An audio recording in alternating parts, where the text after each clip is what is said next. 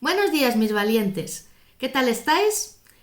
Bueno, pues yo hoy me paso por aquí porque os voy a lanzar una pregunta. Es que realmente es algo que ya empieza a preocuparme, además de cabrearme.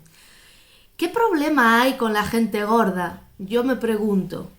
¿Acaso las personas que están gordas desean estar así? Yo creo que no. Yo creo que los que están gordos o las que están gordas son los primeros que no les gusta estar así, porque están sufriendo las consecuencias de su obesidad. ¿Por qué digo esto? Pues porque ayer estaba muy enfadada, me pasó un caso que os lo voy a contar, para que veáis hasta el punto en el que el absurdo de la sociedad puede llegar. Yo ayer estaba en mi clínica médica haciéndome una revisión y llegó una señora que estaba hablando allí con otra señora porque se conocían y bueno, una le dice a la otra, ¡ay, has bajado mucho peso! Y le dijo, ¡ay, sí, he bajado mucho peso porque tuve que intervenirme quirúrgicamente y bueno, he bajado más de 10 kilos y bueno, por eso se nota tanto. Y le dice, ay, pues estás muy bien. Y la otra le dice, sí, bueno, pero lo estoy pasando mal, porque bueno, le empezó a contar, ¿no? Entonces, la señora empezó a contarle todas las dificultades que tenía por haberse sometido a esa operación quirúrgica. Le comentó que no podía beber agua, los médicos no le aconsejaban beber agua aunque tuviera sed. Entonces la pobre mujer, con los calores de estos días, estaba desesperada porque ella quería beber, no podía y claro, ¿qué pasaba? Que al final bebía y el problema que le daba es que al final acababa vomitando. Su estómago no era capaz de retener todo el líquido que ella bebía.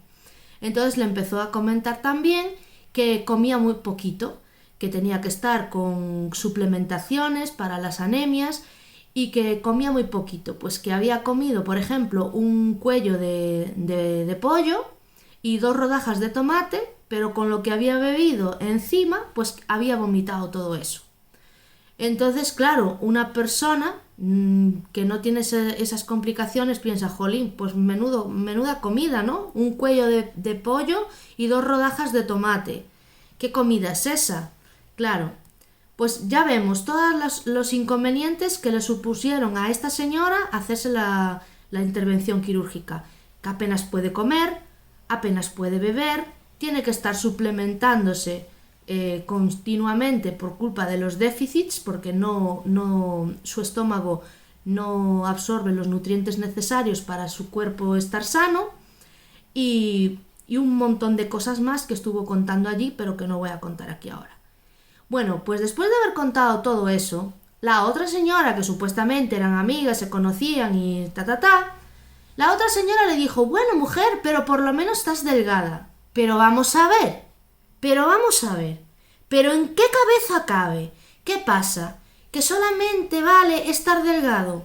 Da igual el precio que se pague. Pero es que es un absurdo total. Es un absurdo total. Es una cosa que a mí es que yo lo veo a diario y es que me indigna. Porque vamos a ver, una persona que está delgada no tiene por qué estar sana. Yo conozco muchas personas que están delgadas que se mueren por coger peso y no son capaces. Hay muchas personas que están delgadas y no están sanas. Se hacen una analítica y tienen un montón de problemas. Hay personas que están más gorditas y sin embargo se hacen una analítica y están más sanas. ¿Qué importa?